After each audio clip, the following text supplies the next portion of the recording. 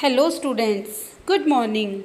Today I am going to discuss with you remaining part of our previous video in which we have discussed accounting for revaluation of assets and liabilities when there is change in profit sharing ratio among existing partners.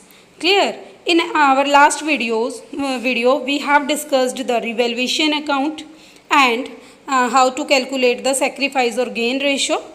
Clear? In this video, we will discuss the remaining portion of that video, that is partners capital account, journal entries and balance sheet.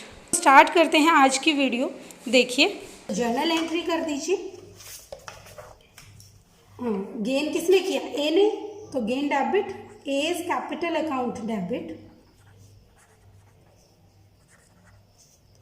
To B is capital account and to C is capital account. Clear? Narration तो आप खुद लिख ही देंगे. Bill adjustment of general reserve due to change in profit sharing ratio. Clear? After that देखिए amount की बात करें तो अमाउंट कितना आएगा आपका, आपके सामने ये ratio and that is the amount of general reserve that is 36,000. तो आप इसे करेंगे सॉल्व आउट. 36,000 इंटू 5/72 कट करेंगे, आपकी वैल्यू आ जाएगी 2500. In the same way 36,000 into आप करेंगे 3/72, 2/72 एंड 36,000 इंटू 3/72 कट करेंगे और इनकी वैल्यूज आपके सामने आ जाएगी दैट इज 1500 और दूसरे की आ जाएगी that is 1000. To B is capital and to C is capital 1500 and 1000. Clear है स्टूडेंट्स? इस तरह से आप इनको कट आउट खुद कर लेंगे स्टूडेंट्स. क्लियर? आफ्टर दैट देखिए नेक्स्ट, अब आगे और क्या बोल रखा है. Pass the necessary journal entries. Journal entry हम पोस्ट कर रहे हैं capital account and revised balance sheet. ये अंडरस्टूड है कि देखिए कहीं पे भी नहीं लिखा कि रिवैल्यूएशन अकाउंट भी आपको बनाना है, बट आपको पता है कि capital account without revaluation account नहीं बन सकता, इसलिए आप रिवैल्यूएशन अकाउंट खुद से एज्यूम करेंगे. आप कह सकते हैं कि रिवैल्यूएशन अकाउंट एक तरह से वर्किंग नोट का काम करेगा. क्लियर? ओके. अब आपको क्या करना है, अब देखिए जर्नल एंट्रीज के लिए बोल रखा है. अभी तो हमने एक ही जर्नल एंट्री की, रिमेनिंग जर्नल एंट्रीज की भी तो पोस्टिंग करनी है. अब अगर आप रिवैल्यूएशन अकाउंट बना सकते हैं तो जर्नल में पोस्टिंग ईजिली कर पाएंगे, उसमें कोई डिफिकल्टी नहीं आएगी आपको. देखिए कैसे. अब टू स्टॉक है तो यहाँ से जर्नल क्या हो जाएगी, रिवैल्यूएशन अकाउंट डेबिट और इकट्ठी कर दीजिए to stock, to machinery, to provision for doubtful debts. Clear? चाहे तो आप इंडिविजुअल भी कर सकते हैं कि revaluation to stock 1 entry, revaluation to machinery 2nd entry, revaluation to provision for doubtful debts, but no requirement. आप 1 सिंगल एंट्री पोस्ट कर दीजिए. Revaluation account debit to stock account. Clear? To machinery account, to stock machinery, to provision for doubtful debts. Clear? और भी है? नहीं, ये तो balancing figure है, इसकी तो सेपरेट एंट्री होगी. क्लियर? बस लिख देंगे being revaluation of assets and liabilities. Clear? तो स्टॉक आपका कितना है 10,000, 15,900, 10,000, 15,900 and that is your 2,200. Clear? और इन सब का आप टोटल कर देंगे और इन सब का आपका टोटल आएगा 28,100. क्लियर? आफ्टर दैट देखिए नेक्स्ट एंट्री. बाय में क्या क्या आपका बिल्डिंग और सन्ड्री क्रेडिटर्स. तो building debit, creditors debit to revaluation, building account debit, sundry creditors account debit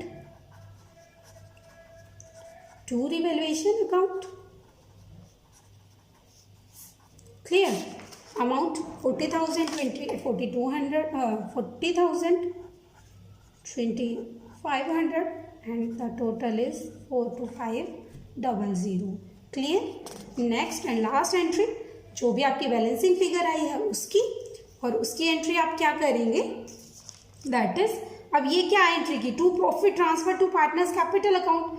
ये कहाँ जाएंगे आपके पार्टनर्स कैपिटल अकाउंट में, क्रॉस में कहाँ जाएंगे, बाय में.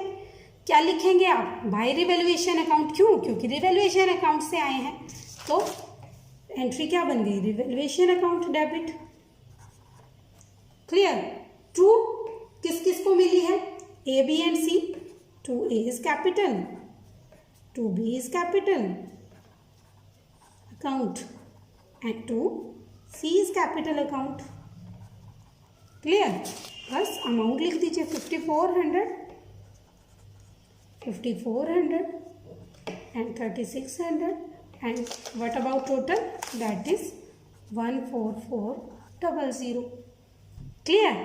इस तरह से आप जर्नल एंट्रीज में और भी अमाउंट होंगे उनकी भी आप पोस्टिंग कर सकते हैं easily without any problem. Clear. After that देखिए next, that is capital account. अब इतना करने के बाद स्टूडेंट्स देखिए कैपिटल अकाउंट में कुछ भी डिफिकल्टी नहीं है, बहुत इजी है। फर्स्ट ऑफ ऑल हम अपने फर्स्ट चैप्टर में भी डिस्कस कर चुके हैं कि कैपिटल अकाउंट में फर्स्ट ऑफ ऑल क्या आएंगे आपकी कैपिटल के बैलेंसेस। ए का आपका 2 लाख, बी का 1.5 लाख और सी का same 1.5 lakh, 1,50,000। Clear. After that bye. अब रिजर्व को तो डिस्ट्रीब्यूट नहीं करना, अगर करना होता तो रिजर्व भी डिस्ट्रीब्यूट हो जाता, बट रिजर्व की एंट्री क्या पोस्ट किया आपने, A is capital debit to B C. अब कैपिटल है तो आपने 11th क्लास में सीखा है जर्नल में, तो इसके अकाउंट में तो ये जाएंगे ही जाएंगे।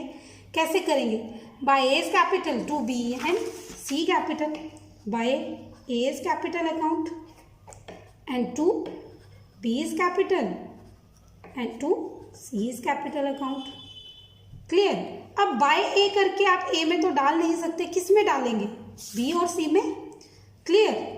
और टू बी सी करके किस में डालेंगे, ए में। बाय ए इज कैपिटल करके बी और सी में डाल दीजिए कितना 1500 और 1000।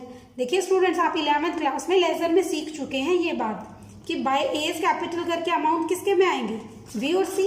बी और सी में डाल दीजिए कितना 1500 एंड 1000। क्लियर।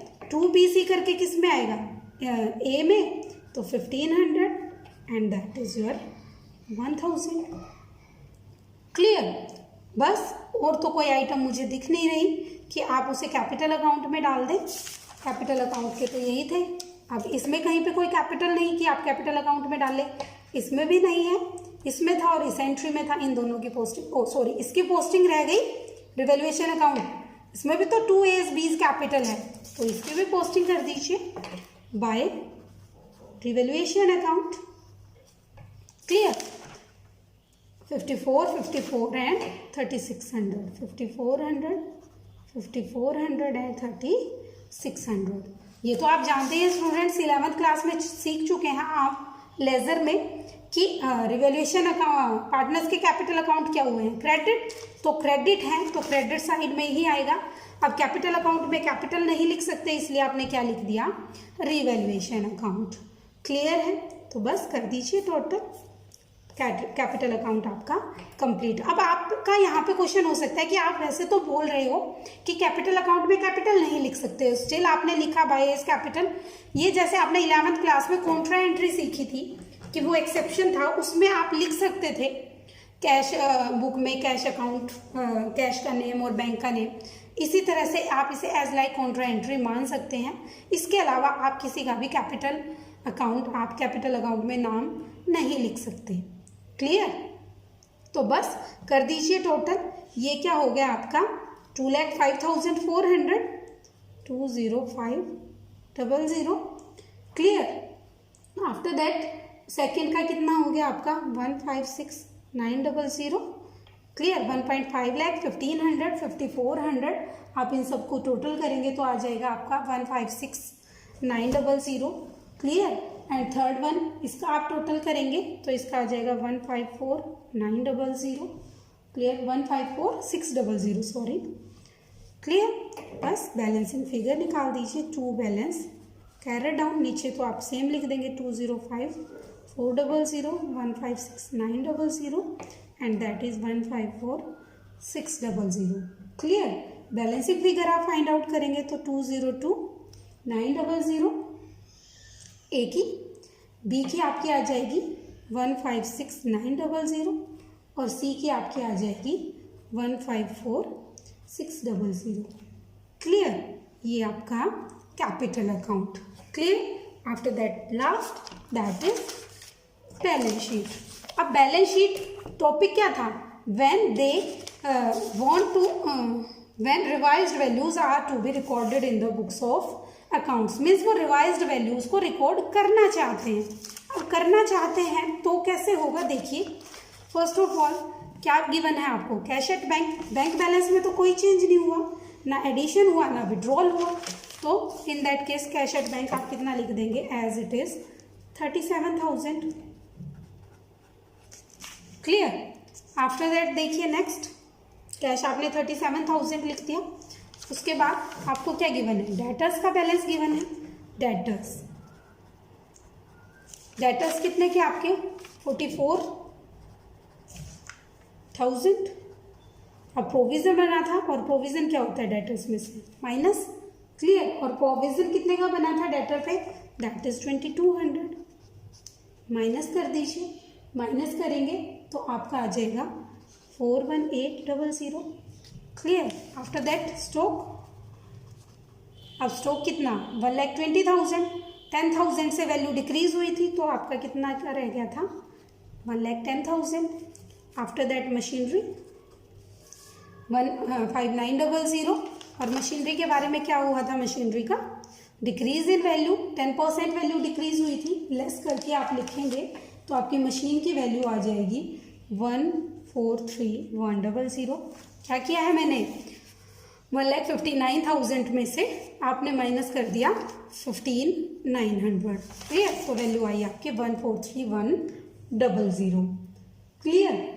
आफ्टर दैट देखिए नेक्स्ट इज बिल्डिंग। बिल्डिंग की वैल्यू क्या हुई थी, बिल्डिंग की वैल्यू एप्रिशिएट हुई थी 40,000 से, 2 लाख की थी, तो ये कितनी हो गई आपकी 2,40,000। क्लियर है। बस जो भी आएगा आप टोटल कर देंगे। लाइबिलिटी साइड में क्या था आपका, लाइबिलिटी में क्रेडिटर्स 24,000 के, और क्रेडिटर्स की वैल्यू क्या हुई थी, इंक्रीज 2,500 से, तो कितने हो गए आपके 26,500, 26,500 sundry creditors. Clear. After that creditors की वैल्यू, सॉरी एनहांस नहीं, सॉरी स्टूडेंट्स, क्रेडिट साइड में है, दैट मीन्स डिक्रीज हुई थी क्रेडिटर्स की वैल्यू, तो आप इसे लेस करके लिखेंगे, और लेस करके लिखेंगे तो आपका आएगा 21500। क्लियर। 24,000 में से 2,500 आप माइनस करेंगे। क्लियर।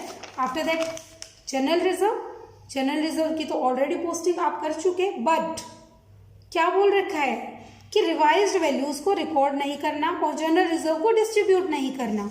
अब डिस्ट्रीब्यूट नहीं करना तो जनरल रिजर्व आपका एज इट इज आ जाएगा, दैट इज 36,000।